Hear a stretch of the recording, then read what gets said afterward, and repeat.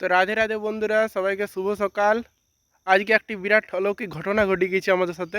আমরা কালকে রাতে তো ঘুমাচ্ছিলাম আমাদের ঘরেই, কিন্তু আজকে সকালে উঠে দেখছি আমরা বরফের জায়গায় চলে এসেছি। দেখো কি অবস্থা, তোমরাই দেখো।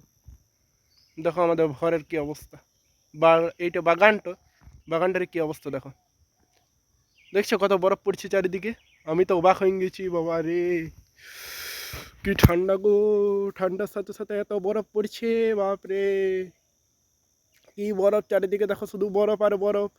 কি ভাবছো ধুমা বেটে গেল, ধুমালো হয়ে গেল, কুয়াশা। আর এখন সকাল কটা বাজে জানো? এখন 6টা 43 বাজছে। আর এখন কি অবস্থা দেখো, যত বেলা বাড়ছে তত কুয়াশাও বাড়ছে। আমি ভোরে উঠেছিলাম, শুয়েছিলাম, ভোরে উঠে পরে ভাবছি কুয়াশাটা কমুক তারপরে বাইরে বেরাবো। তারপর দেখছি না, যত বেলা বাড়ছে তত কুয়াশা আরও বেড়ে চলেছে, তার জন্যই চলে এসেছি। আর এই কুয়াশাটা তোমাদেরকে দেখান দিচ্ছি। তোমাদের ওইদিকে এত কুয়াশা পড়ছে কিনা জানাবে, ঠিক আছে? আমার তো এদিকে গেতে ঠান্ডা লাগছে, আমি টুপিটা পরে আসতে ভুলে গেলাম। দেখো কি অবস্থা চারিদিকে, দেখো দেখো কিছু দেখাই যাচ্ছে না। দেখো কত অবস্থা খারাপ, কুয়াশায় ভরে গেছে চারিদিক। আজ মনে হয় সারাদিন কুয়াশায় পড়বে। তোমাদের ওইদিকে কুয়াশা পড়ছে কিনা জানাবে সবাই। বাপরে, মনে হচ্ছে বরফের জায়গায় চলে এসেছি, এক ঘুমেই বরফের জায়গায় চলে এসেছি। কি ঠান্ডা মাগো।